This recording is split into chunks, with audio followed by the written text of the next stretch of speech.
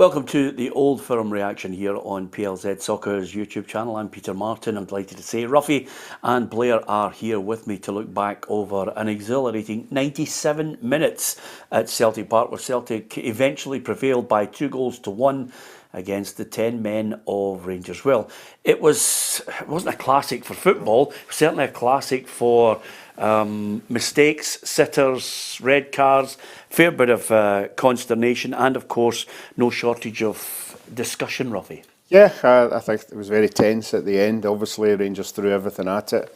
Celtic just couldn't put the game away, chance after chance. Obviously the penalty miss as well, but it made it a wee bit exciting right till the end. If you want to give us your comments on the game, then why not get involved across Twitter, Facebook and YouTube as well. You can give us your comments on how you think your favourite team played. Did they deserve to win? Did they deserve to lose? Give us your thoughts on individual performances as well. It's always the key in a game like this. Some players step up to the plate and can handle the atmosphere, and some just, it's not the occasion for them. 3 goals could have been a whole lot more, to be honest with you, Ruffy. If anything, you would have expected Celtic to have a strong period of dominance playing against 10 men, but it didn't quite materialise that way. No, it didn't. I think the first 15-20 minutes of the second half, it looked as if it was going to be that way. There was a lot of control of the ball in midfield. McGregor, O'Reilly, Hatate on the ball quite a lot, but it fizzled out. I think a wee bit of apprehension in there, lack of quality in the final third as well. So let Rangers get back into the game, because with 15 minutes to go, obviously Rangers had to throw everything at it. I think Rangers' chances were all hope, more than anything else, just launching anything into the box, looking for a break here and there. But Celtic created enough chances in the last 15 minutes to put the game to bed. But if I'm being brutally honest, I think a lot of Rangers fans might be looking and thinking to themselves, that was an opportunity lost. If Celtic were poor, Rangers needed someone that could basically step up a wee bit of quality, maybe put his foot on the ball, maybe put a better delivery into the box, because it was always going to be a half chance. Yeah, it certainly was, but we spoke about it on Friday. The first goal's always important in these games, and what a first goal it was. It gave the whole stadium a lift, the supporters and the players, so it put Rangers on the back foot a wee bit. But I think both of them deserve a lot of credit for putting a lot of effort into the game, but as you said, there was a wee bit of lack of quality. Yeah, what's the general feeling out there across the internet, Blair? Yes, I think a mixture of relief and excitement among Celtic fans after seeing it through there, albeit a little bit edgy at the end. Of course, you can get in touch with us over all 3 feeds on YouTube, X and on Facebook. Stephen McDonald here, he's commented on the YouTube feed, "A good day at work." So I think Celtic fans, they're pretty content with the fact they got over the line, even though, albeit it may have been a little more difficult than they anticipated at the end up. Yeah, let's look at the actual game itself, Ruffy. First goal, O'Reilly. I looked at some of the stats, and when you look at that first half, it was coming, because you had O'Reilly with 3 shots on goal. McGregor already had 3 shots on goal. Butland, as ever, at his best. But it was coming, and eventually O'Reilly got the breakthrough. Yeah, and I think although O'Reilly put the ball in the back of the net, I think Callum McGregor deserves all the credit. A fantastic run from a midfield area into the 18-yard box, and seeing the pass and maybe obviously delivering it into the box for O'Reilly, and he just stepped into it. I think Jack Butland was unsighted a wee bit. I didn't think he expected it to go in the near post, but all credit to McGregor and O'Reilly. Yeah, give us your thoughts on your social media plan on this one. Whatever platform you're on, you can give us your thoughts on whether you think Celtic deserved it. What about that red card for John Lundstram? It's a day to forget. If you look at an own goal and a red card in the game, it's a night of misery for you. It's one of those ones, Ruffy, I think many an Old Firm player has said to me, you just lock yourself away in a darkened room and don't take any calls. Yeah, I'd be hoping he could maybe go to Turkey tomorrow instead of the end of the season. You know, he's moved, but unfortunate. I don't know what he was trying to do with the own goal. He was just all over the place. He just stuck his leg out and it hit off him. But as far as the red card is concerned, I don't see how anybody in their right mind can say that wasn't a red card. It had all the credentials. It was a lunge for 5 or 10 yards. His studs were up, and he caught the player quite high up. A very, very dangerous tackle. Could have been a leg break, and I don't think he had any queries at all. Yeah, what did you make of the red card? Give us your thoughts on that. Prior to that, of course, Maeda burst down the left-hand side, Ruffy, puts the cross in. Lundstram seems to be square on with his own goalkeeper, just puts his foot out, directs it into the back of the goal, and then it's just misery. Yeah, he never tracked the midfield runner, and he found himself, I think, 5 yards behind the ball, and he was desperately trying to get back and cover, but he wasn't getting back quick enough. And unfortunately, he was just getting into the area too fast for his own liking, when the ball came in there. And I think he was just confused at what to do with the thing, and it just hit the back of the net. Yeah, Paul Hogan says 3 points is 3 points. Fair play to Rangers for carrying on and pushing the champions again. It's the first title race in 20 years, but still the same outcome. Celtic will be champions.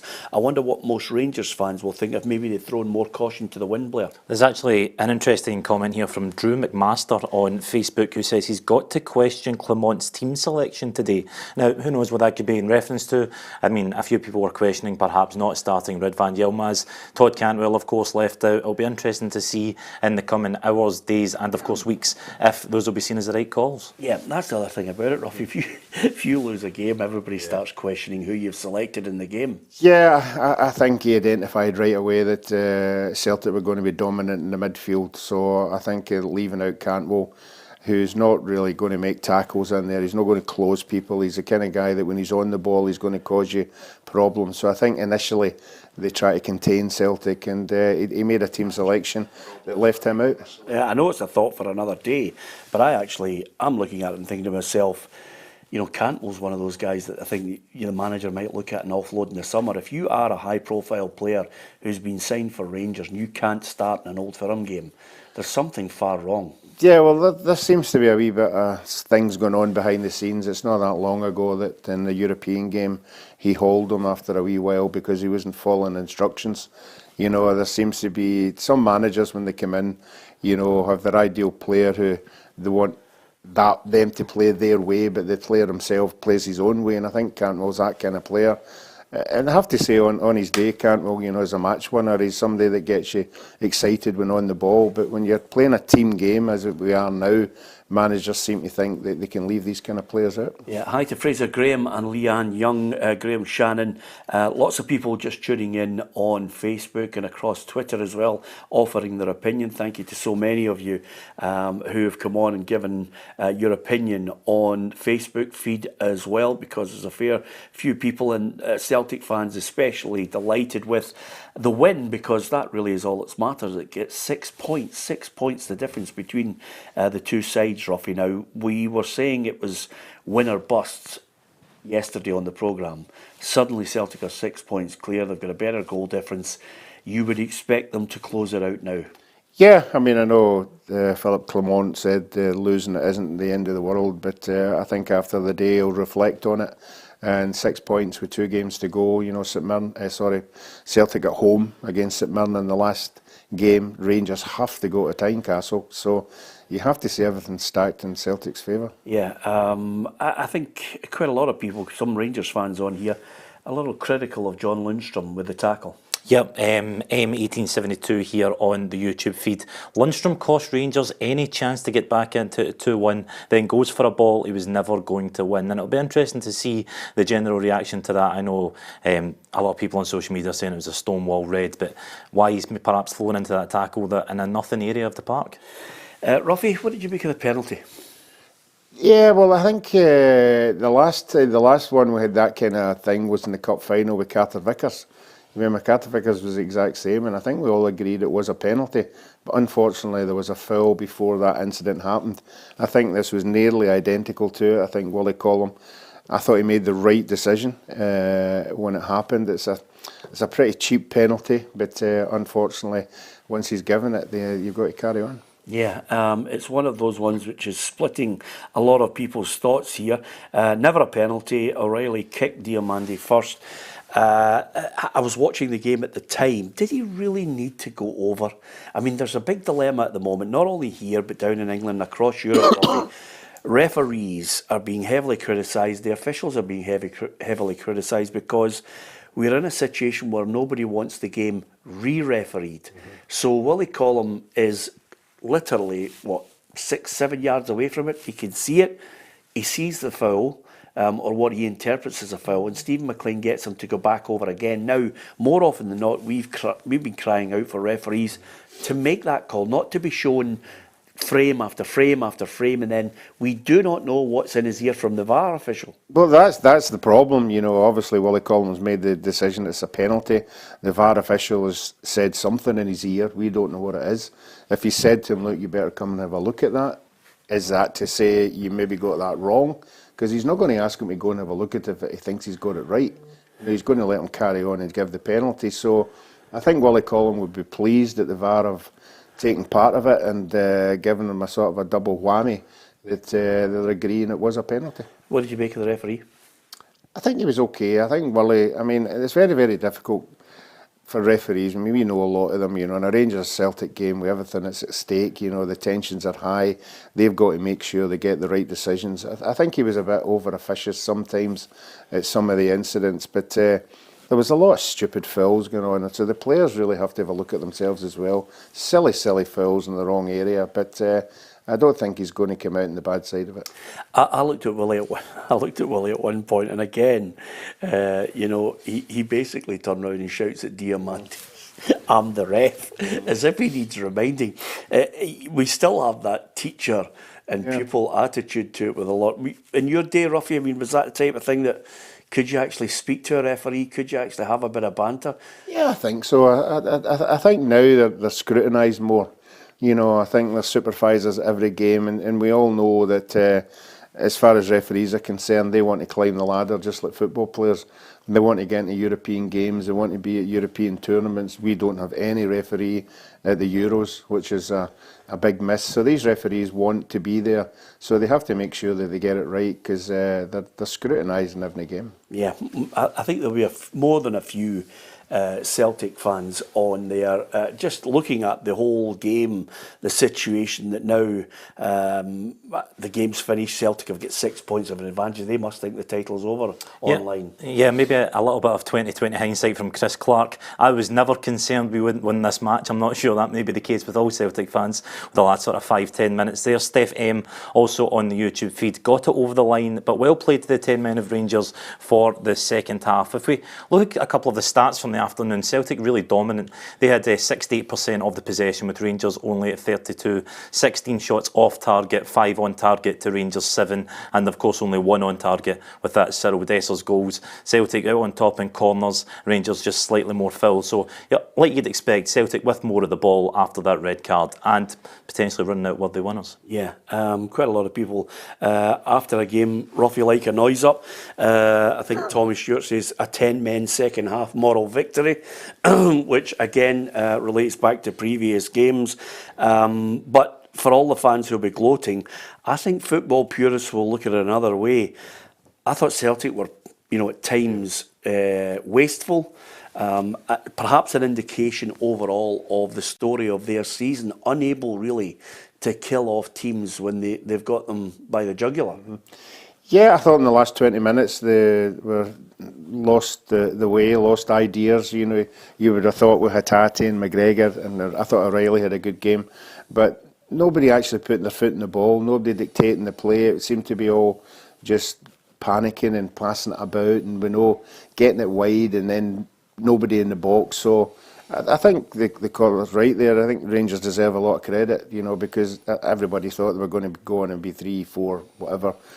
So from that point of view, I think Rangers, the players themselves, put in a good show for their team and their supporters. But the last 10-15 minutes, I think Celtic, it's okay saying, they looked as if they were trying to see the game out, but they were letting Rangers come further and further into the game. And although Rangers were just throwing everything into the box, there wasn't a lot of skill getting involved there.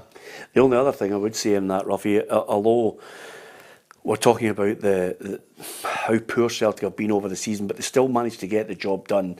The flip side of that, I think, for Rangers fans who would have been watching that game in pubs right across the country, because obviously there are no fans from the opposition, they would have been watching that game and saying, well, ultimately, doesn't matter for the great effort. There wasn't really any great... I didn't think there was any great quality in the Rangers side that could actually sway the game their way. You needed somebody who was dangerous to come on, or a dangerous situation where they could take advantage of it. And they didn't really have that. I mean, apart from the Dessers goal, so soon after Celtic had gone ahead, there were moments where you were looking for a calm Fabio Silva, shoots it wide across the goal. Fabio Silva, brilliant ball into the box. He's 6 yards out, he's got a free header, heads it wide. Yeah, but I think getting back to the point, a lot of Rangers supporters will be upset about that. You're talking about a Cantwell.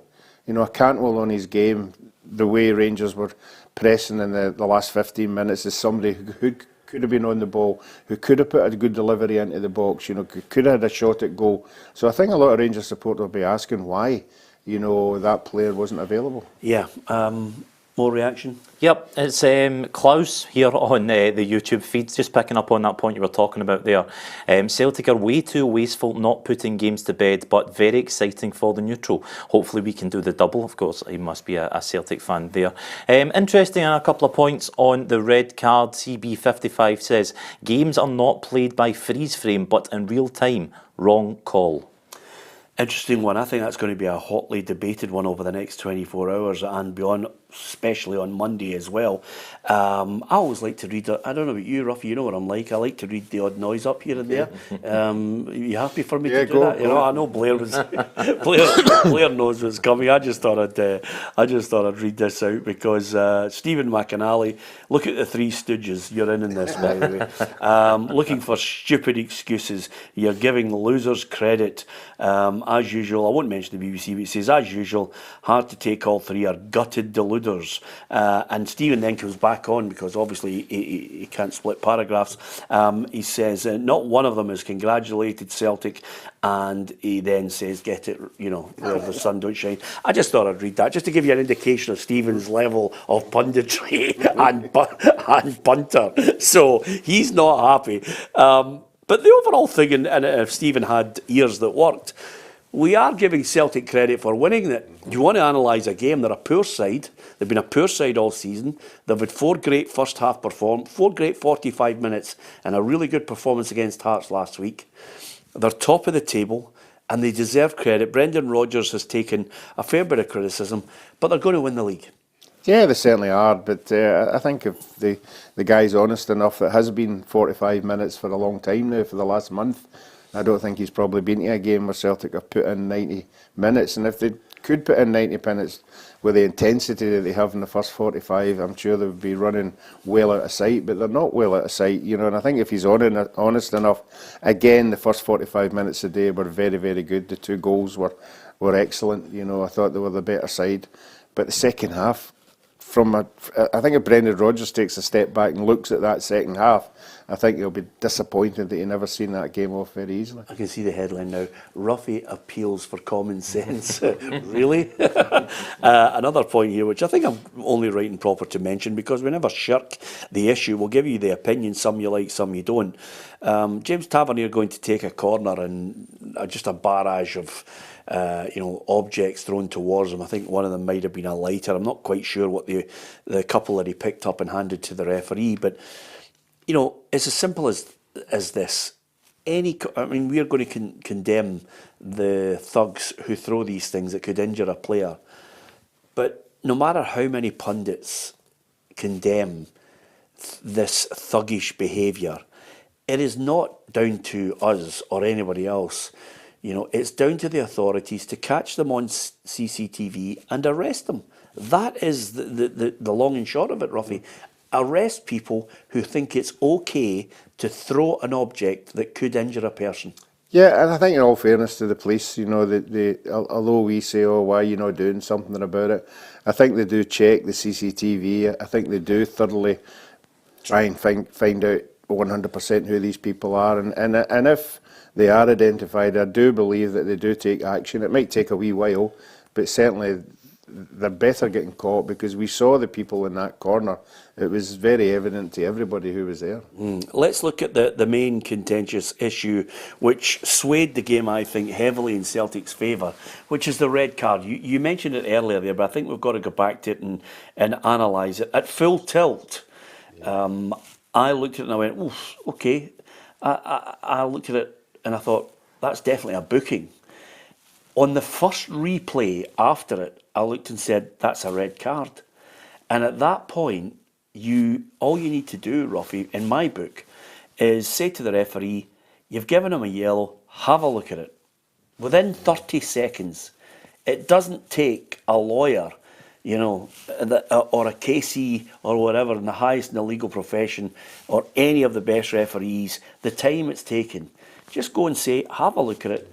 And you don't need to constantly go frame by frame by frame. One at high speed, 3 different angles, bang, make your call. And then the referee, I think, has to do it quicker. Because I don't know if you noticed, by the time they'd gone to VAR for certain decisions, it flattens the crowd, it stops the game, it slows the momentum.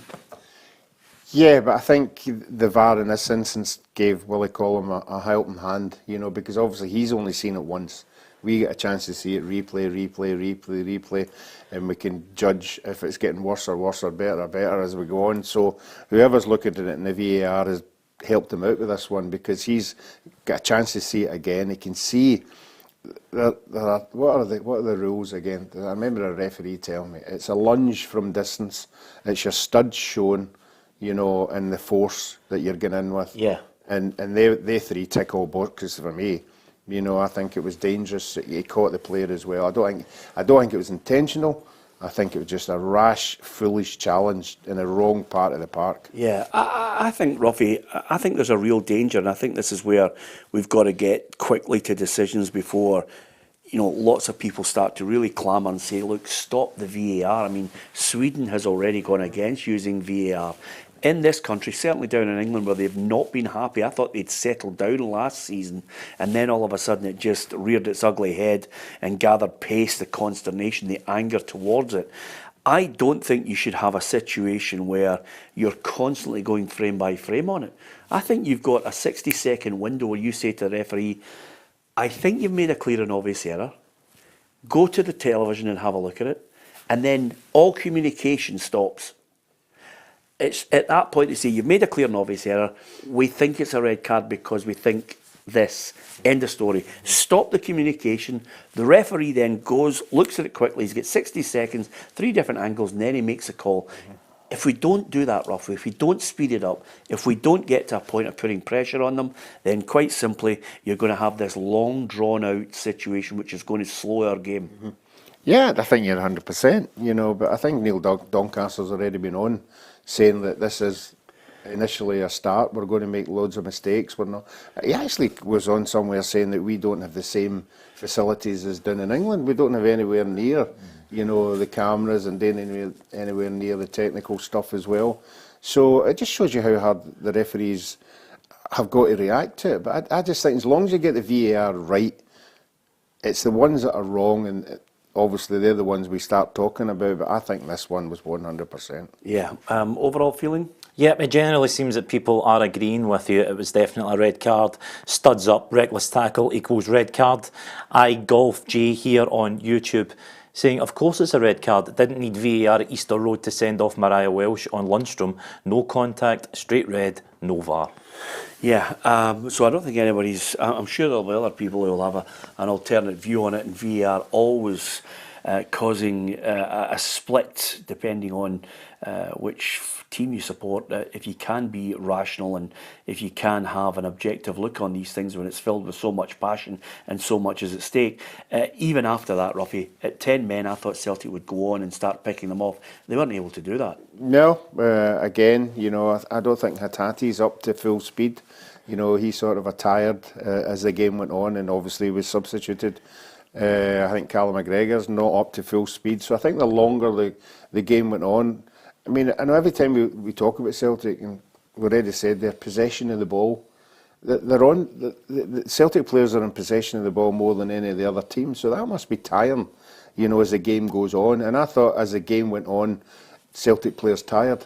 I think a lot of them tired, even the fullbacks, I thought tired. And obviously Rangers come into the game. Rangers only had plan B, throw the ball into the box and hope we got a wee bounce here and there, but it never happened for them. The stats on the shots on target, shots off target, obviously it's going to be heavily in Celtic's favour. What was the overall picture? Yep, so Celtic 16 shots off target with 5 on target. Rangers 7 shots off target with only 1 on target. And although it is down to 10 men in that first half, you would have to say Rangers will be coming away from it disappointed. They only did manage 1 shot on target. Ruffy, you'll be pleased to know you're also getting battered on Facebook as well as YouTube. Nonsense, Ruffy. No Celtic supporter thought it would be 3 or 4 or an easy game. This was all about the result. Done and now on in a good position. No, I would disagree with that. I think the other team goes down to 10 men. You know, with the players that Celtic have got, you would expect to get 3 anyway. You know, obviously missed the penalty, it would have been 3, but after that there was chances left, right and centre. They just couldn't take it. But I think if anybody saw the second half of the game, they would automatically have said Celtic are going to go on and win this quite easy. Yeah, I do think he has a point though, which is quite simply, Ruffy, that Celtic wouldn't really care about the over. I always remember Ken Dalglish saying to us, you know, chances missed, goal opportunities, goals that hit the back of the net. The scoreline and what's at stake is all that matters. When you look at the history records, it'll say Celtic win that game.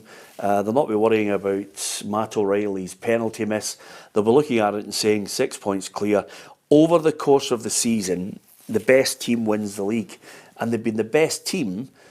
But I think some Celtic fans will look and say, well, it hasn't been great to watch. It hasn't been that huge spark that Brendan Rodgers thought. But I think, is there a flip side to that to say, listen, you got to give him credit. He's a title-winning manager shortly, because unless Celtic have a monumental collapse, that game there is the decisive one. No, I think everybody likes to win cups. There's no doubt about that. But the league is the premier tournament of the season. The Premier League is where you get your money. You know, where you go into the Champions League, where you earn the big money. So that is the be-all and end-all. Winning cups, you know, particularly the last cup of the season, always sends away the fans very, very happy. But the league, I would think, for Rangers and Celtic would be in the prime objective right at the beginning of the season. Yeah, you're right. You know, I think Celtic supporters would say it's not been, as you say, free-flowing, but I think it's because of missing Jota and missing Abada. You know, they were big players for Kyogo. Yeah. You know, I think he suffered as well. I know. But I mean, that's the kind of play that they were playing, getting the ball quick to they two, flashing the ball into the box, Kyogo being a yard ahead of everybody else. That hasn't been happening this year. Yeah. The overall tale of the tape is that Celtic have 87 points and Rangers have 81. The goal difference is 7, so there would need to be a collapse against Kilmarnock and St Mirren for Celtic, and a huge switch in the goal difference as well in Rangers' favour with 2 wins. Yep. It does seem like a big task now for Rangers coming into the end of this season. As is always the case after these games, opinions and are running high after this. GM on YouTube here, he is calling for Philippe Clement to be out and said that Derek McInnes has long been the man for the job at Rangers. So a few interesting opinions getting thrown about after that result here today. Yeah, since we started this programme 11 years ago, roughly 11 years ago, some fans, even on social media, were more than happy to give a manager longer than 7 or 8 games to do things. I remember the days when we used to give a manager a season just to bed in. Not now, there's a quick chop 'em. I think, you know, on a rational and sensible outlook, I think Philippe Clement will look to the summer and say, right, a lot of these guys are not my players, time to go. Yeah, and I think Cantwell's the one that we talked about earlier on. You know, he's got a style of player that he will like. He's going to have a couple of players moving on, maybe more than that, through their own decisions. But I think he'll have certain players there that are maybe just not ready to be in his 11 starting. So they might have to move on as well. Yeah. What do you think Brendan will do? Will he have equally as big a clear out, or will he just tinker with it? No, you keep shouting about a number 10, you know, and I'm sure he must be listening at some stage. That he's listening. He just listens to see if there's any negative stuff. No, I think Celtic supporters will expect, obviously, we start talking about money again coming into the club and what's in the bank. You know, they'll expect players to keep coming in. You know, there will be surplus there, obviously, for Celtic as well. But, you know, I think that's what makes the close season interesting. The problem with it, Ruffy, is, and again, it's with every team, especially in Scotland with Celtic and Rangers, it falls into two halves, the way you look at the football. I always feel as there's a greater criticism that comes Celtic way from August to December, because quite simply, he has to recruit players in the summer transfer window that can play Champions League football. Can they get them out of a group stage, which would be viewed as a huge success? Gordon Strachan managed it, Neil Lennon managed it, and Ange Postecoglou didn't manage it. So Brendan somehow has to try and engineer a team capable of doing that, but he has to recruit players which he's been denied in the two previous transfer windows. Yeah, well, obviously the disappointing a failing in the European competitions as far as Brendan Rodgers is concerned will be disappointing. Probably is one of the reasons why he came back to Celtic, to prove that he could do well in Europe. I'm led to believe he wasn't particularly happy with the window signings this time, you know, so he obviously made his point of what kind of player he wants to bring in. At this moment in time, apart from the three top midfield players that we've got, I don't think Celtic are any further on in Champions League football. Yeah, and again, it's amazing how we all start to broaden the overall picture, but the upshot of it all is that Celtic, barring a catastrophe, today was a defining moment. 6 points clear, look as if they're odds on now to lift the title. Brendan Rodgers has come back, he's delivered the title. Some people have suggested, was he brought back for title, or was he brought back to try and build a team that could do something in Europe? Not, obviously, win the Champions League, but at least get some kind of progression out of the group stages. Give us your thoughts on that, but give us your thoughts on the overall game, because the performance is all that matters from a number of fans, and other opinion coming in. An interesting one here from Craig Reynolds on the YouTube. He said 2-1 flattered Rangers. Celtic were brilliant for 40 minutes. Should have finished Rangers off. Fair play to the referee for sticking with his decision for the penalty. Also an interesting point here from Jason Christie, who said Rangers needed their fans there today. And you've got to wonder, maybe when Rangers pushing at that very end, what even a small section of Rangers fans could have done to really get them over the line at that end part. It's such a great point, Ruffy, because for me, quite simply, the Rangers hierarchy have ended up, by their stance, have ended up really kind of shooting their own team in the foot in the biggest of all games, because I am almost certain that 7,000 Rangers fans in that ground just suddenly erupting after Dessers scores and egging the team on and saying, come on, throw caution to the wind. It's amazing how a huge crowd can do it, even in the cauldron of Celtic Park when they would be in the minority. 7,000 fans would have made a huge difference. And quite simply, I think, and I've been hypercritical of them all along in the last few years, the Rangers board cowtailed and pandered to a group of people who just didn't want to see 7,000 Celtic fans there. Now, look what's happened.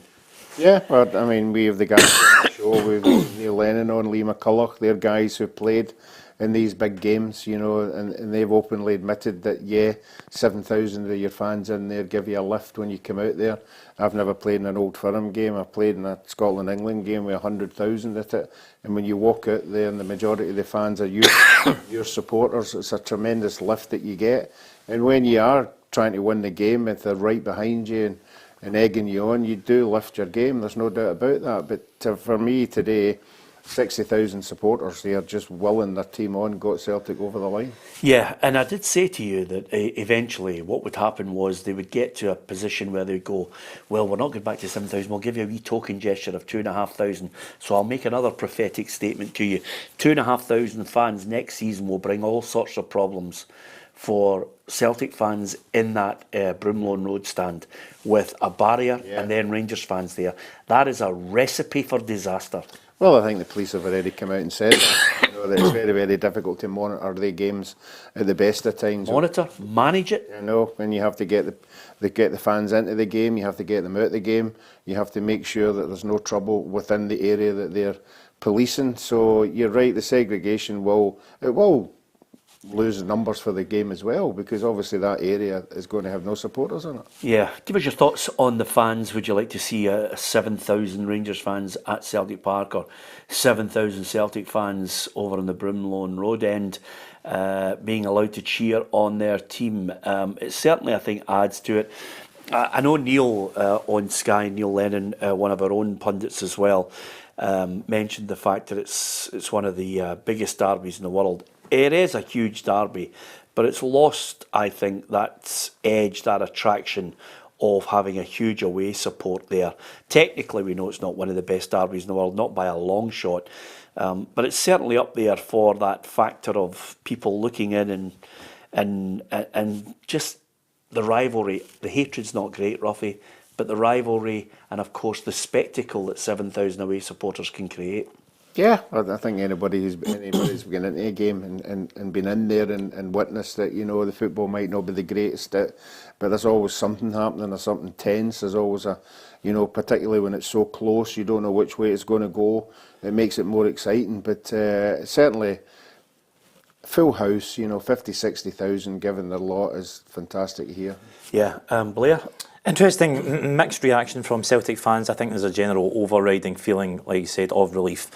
Some people very, very pleased with the result, as is the case on Derby Day.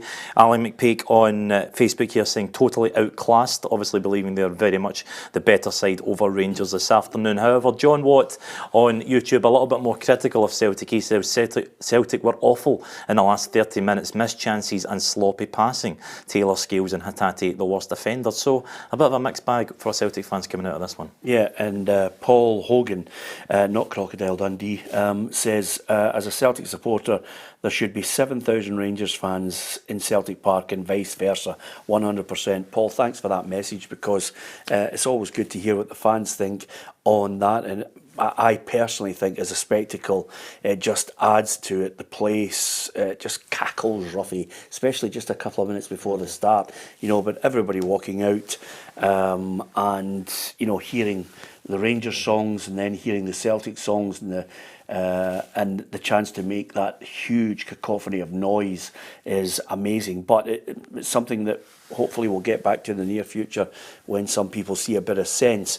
As far as the overall game is concerned, give us your view on that, because on Monday we'll be here dissecting it, going back over it and giving you our thoughts on the game and the other games which are taking place over the course of the weekend, because in the Scottish Premiership, as ever, Ruffy, there are other things to debate, as well as Celtic Rangers today. We've Hearts against Dundee, Livingston take on St Johnstone, Ross County against Motherwell and St Mirren against Kilmarnock on the Saturday, and on the Sunday it's Hibs against Aberdeen. So there are other matches with implications at the bottom end of the table, but so many Rangers and Celtic fans have their view on players that performed, some that didn't. Give us your thoughts. And just a couple of quotes coming out from Brendan Rodgers speaking to Sky after the game on television. He says it's 3 victories we've had against Rangers, and that shows the mentality we have in big games. So obviously a lot of talk in the build-up this week about Rodgers' comments, about the back and forth maybe between the managers. He says he proved today that his team do have the mentality for these big games. I think he's 100% right. He didn't quite deliver the fun that he was talking about, but he certainly delivered the ultimate thing, which is quite simply, I think Celtic have got that mentality over Rangers. Yeah, you can't argue with that quote. I think the stat speaks for itself. I think most of the games Celtic deserve to get what they got out of the game over the 90 minutes or the 97 minutes or whatever it was.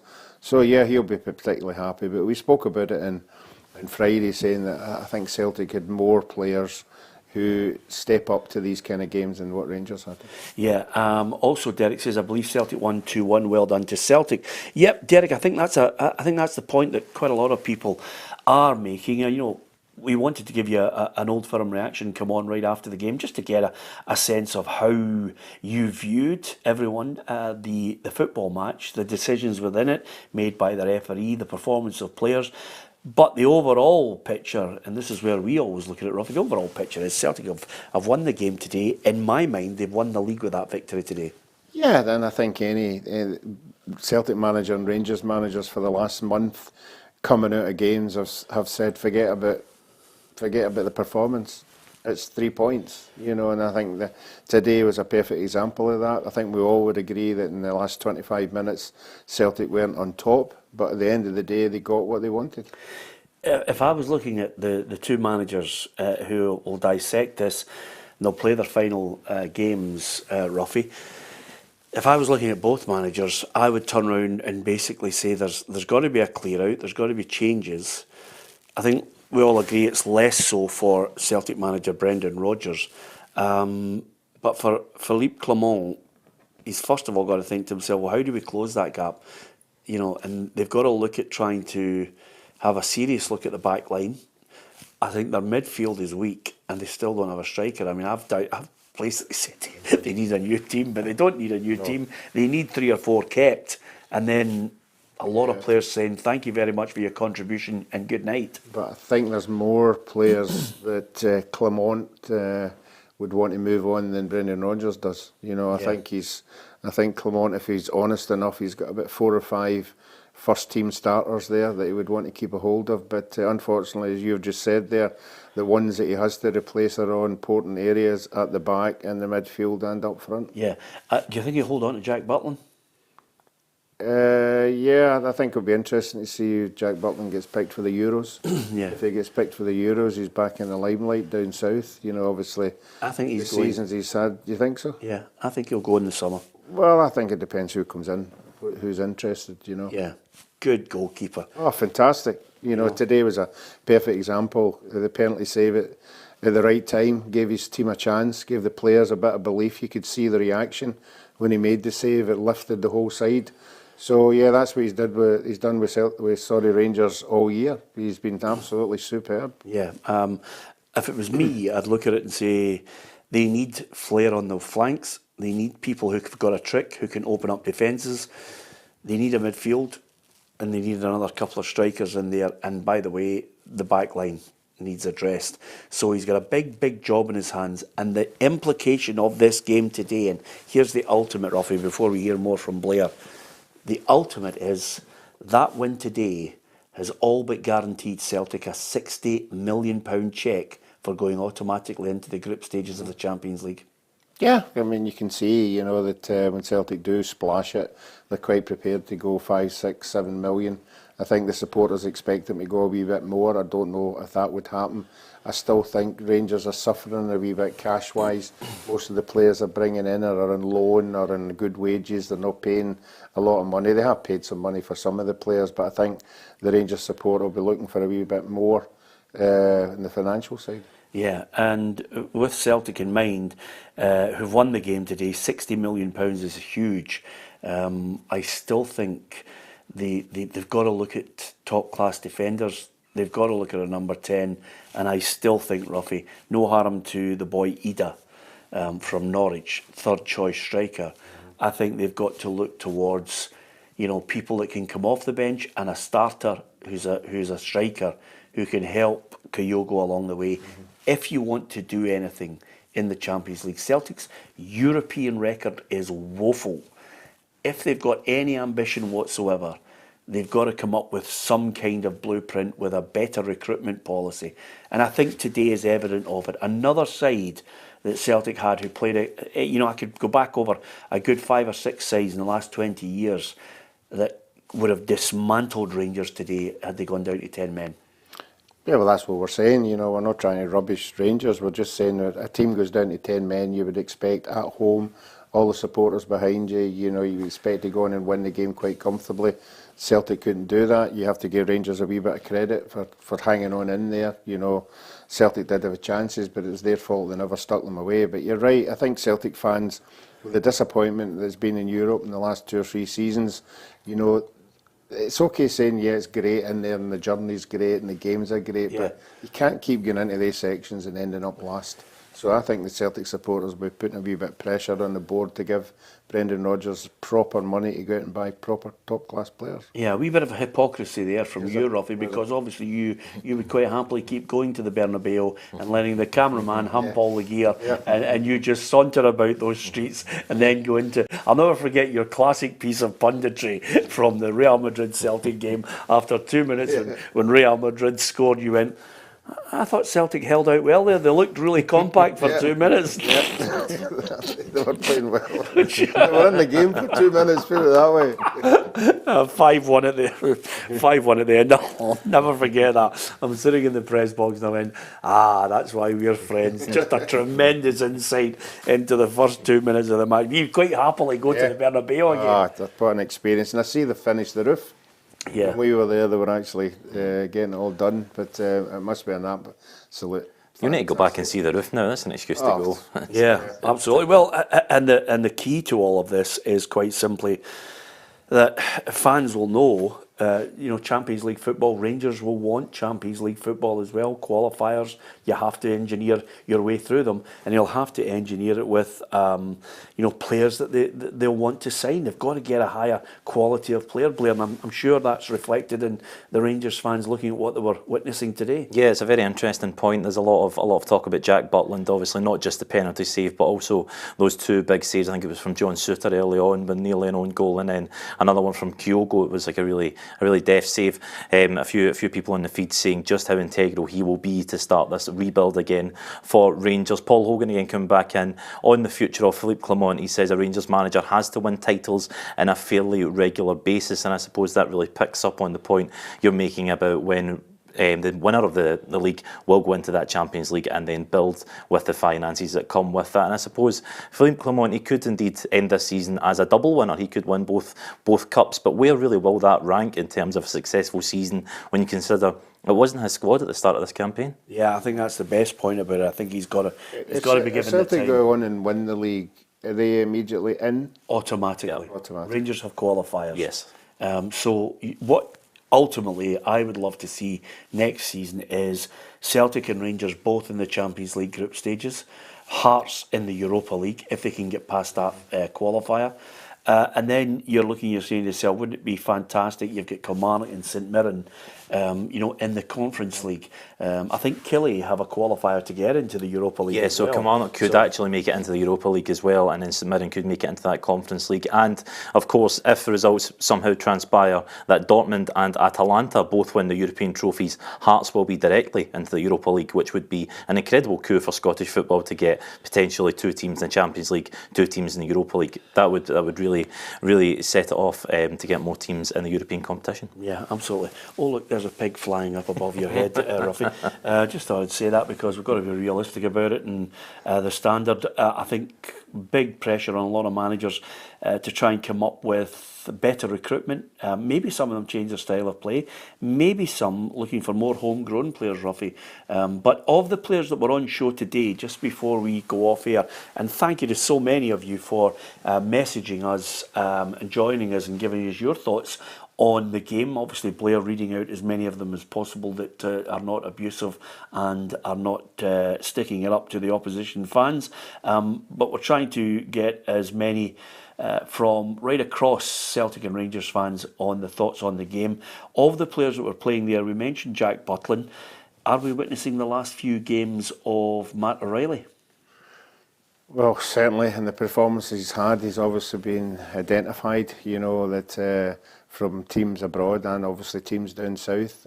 I think there has already been a bid in this year on something like £12 million that Celtic turned down. So if these teams are still sniffing about, it's something that Celtic will have to deal with. Can I ask you this? Is this just again, more evidence that the next meeting between the two of them in the Scottish Cup final, something has to change? Obviously, they don't want to get a man sent off again. Rangers must go away, lick their wounds. Philippe Clement has to come up with another strategy.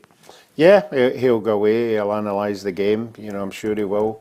He'll look at things he's done well, things he hasn't, his team selection, but at the end of the day, I don't think he's got that much leeway, with the players that he's got. I think obviously Cantwell one will be a big talking point between the Rangers supporters, but defensively they're going to be the same. Ruffy, David Allen has just said on Facebook, Cantwell is a goner. He's a little bit abusive, but I thought I'd read his first bit of the sentence. Yeah, well, there's got to be something. The manager's got to come out and say, because the supporters are going to. He is quite an influential player when he's on his game. I think he's a player with a wee bit of skill, somebody that gets you off your seat. Does he? So I think he does. When he plays certain games, when he's on game, and he's the main man, and he's playing well, and everything's going rosy. I think he's an exciting player to watch. Yeah, I'm not so sure, Ruffy. I wasn't fooled with him this season. I think all the posturing and playing to the crowd, that's fine if you're absolutely strutting your stuff and doing it on the park. I wasn't fooled by him. I thought he was at times more interested in posturing with the fans, and in fact, if anything, an imposter when it comes to what Rangers need in the middle of the park. If you are a good Rangers midfielder, you go in there, you fight, you understand what's at stake, you try and create something, you try and produce a wee bit of magic. For me, not good enough. The fact that he's sitting on the bench with such a big game. The point you're making, and he's not big enough in the big games. I think against the others, the Dundees, the Kilmarnocks, on his game, he's as good as any of them. But on show, when he comes up against the big games, he's not really done it. I don't think so. I don't think he's good enough at the moment to wear that Rangers jersey from teams of old and from where Rangers want to be. And you know, in the summer it's going to be interesting. There's definitely a story about to emerge there. And what lies ahead in his future. As for the likes of Matt O'Reilly, it's all positive. I mean, he had some great shots, some of them off target, some of them on target. I thought his penalty was poor, but he's certainly a man that I think Celtic will be able to command a really good price from him. Just before we go, Blair, a summing up from some of the better points on social media? Yep, I think generally an overall feeling of relief and excitement from Celtic fans as they head into what they think is now a guaranteed title. Whereas from the Rangers perspective, a little bit looking forward to the cup final now as that sort of last bastion of success for this season. 1872 here again on YouTube. The cup final is 50-50, as it's 50-50 in the crowd. Drop Lundstram and Barisic, and hopefully we have Sima and Matondo back fit for pace. Yeah, Scottish Cup final is going to be a huge day, and of course, as ever with finals, 50-50 split. They'll have Celtic and Rangers fans all in there, and that's when you see the adrenaline kicking in, when you've got your huge support there roaring you on, and if there's an incident in the game, again it can switch and change the axis of the game, as Ruffy knows only too well from all those big games you've played in, Ruffy. Fans do have an impact on players and the overall performance of a team. Rangers didn't have their fans there today. Rangers didn't have the ultimate match winner there today.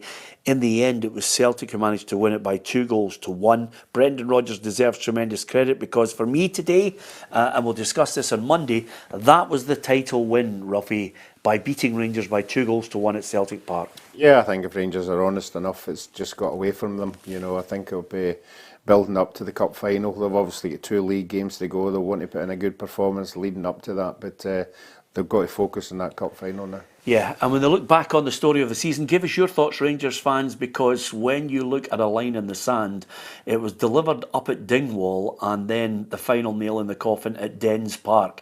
Those 2 games were painful for Rangers, and it changed the axis of the Scottish Premiership because Rangers suddenly were no longer in charge of their own destiny. Celtic had the edge, Celtic had the 3-point advantage, a greater goal difference going into the game at Celtic Park today, and in the end, it was Matt O'Reilly who scored the first goal, an own goal from John Lundstram. Desser's got one back, but Rangers were up against it when they were reduced to 10 men, when Lundstram was giving his marching orders after Willie Collum was advised to go and have a look at the tackle on Alistair Johnston and change his mind from yellow to red. And Willie thought that was a clear and obvious error, sent off Lundstram. We'll be talking about all these points on Monday. Join us if you can for the football show when we'll all analyse it in even greater depth, and we'll analyse some of the comments coming out from players and the managers as well. It's a day Celtic fans will be celebrating just out of curiosity. If you are a football lover, then stick with PLZ Soccer. If you get a chance, download the PLZ Soccer app and hit the subscribe button on PLZ Soccer's YouTube channel, because all the way through June, we're going to the Euros. We'll be following Scotland. We'll all be able to say "we" on the programmes because we'll be hoping that Scotland do well in their 3 group matches at the European Championships in Germany. We'll be there every day broadcasting, getting stories for you, interviewing fans and getting reaction after the games as well. It's something to look forward to. Download the PLZ Soccer app, click on the like, share and follow across all our social media. Today, It was all about Celtic winning the game. That's the story of this Old Firm encounter, the fourth one between the two teams in the league. Celtic win it by 2-1. They're 6 points clear. They've got one hand and a couple of fingers on the Scottish Premiership trophy, and they're only 2 games away from winning that title with Brendan Rodgers as manager. We will see you on Monday on The Football Show. From Ruffy, from Blair, and from myself, Peter Martin. Thank you for listening and watching.